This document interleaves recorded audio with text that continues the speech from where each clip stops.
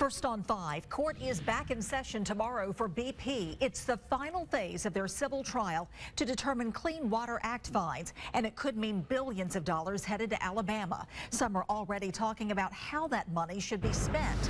News 5's Alan Carter joins us live from downtown Mobile to explain. Alan? And Roseanne, if you talk to any local politician, they will tell you how badly they want to build the new I-10 bridge project to help circumvent areas like these tunnels. But the problem, they'll admit, is that they really don't have the money to do it. But one possible solution that's been floated is using money from BP fines that could be handed down. It's been nearly half a decade since the 2010 oil spill.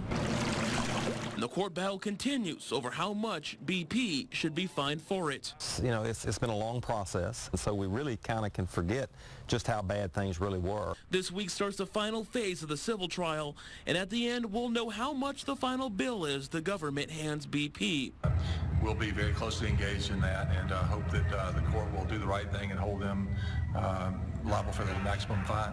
And maybe some frustration that it's been 4.5 years since the spill, and we're still going through this process, but the timing may actually be perfect as the checks could be coming in and around the same time we start a very big and very expensive project. And that's part of the reasoning that the people have that want to use some of that money for this. Congressman Bradley Byrne has led the charge for the new I-10 bridge, but says he'd actually prefer that no Clean Water Act money go toward its construction. I hate to see this money be diverted away from other things that are truly responsive to the economic damages that this area has suffered. The good news about the bridge is that the state should only have to pay 20% of its cost, with the feds picking up the rest. The bad news, the state's broke. 20% would still mean Alabama would have to front about $200 million. $200 million is like a third of the entire amount of money the state has for everything.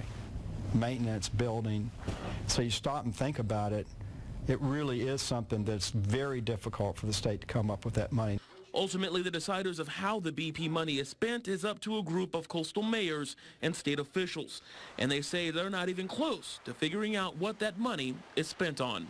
Well, I think once the fines get done, the court case gets settled, then I think we'll have a lot better idea of just how many dollars will be coming into the state of Alabama and to the Gulf Coast Recovery Council. And then that will give us the information that we need to know what type of projects to be looking at going forward. And I did ask Congressman Bradley Byrne where they hope to be at this point next year, and he says things are moving along, a lot of bureaucratic red tape, but hopefully by January of next year they will be in the design phase, and whether it's BP fine money or another source, hopefully they'll be figuring out how to fund this project. Reporting live in Mobile, Alan Carter, News 5.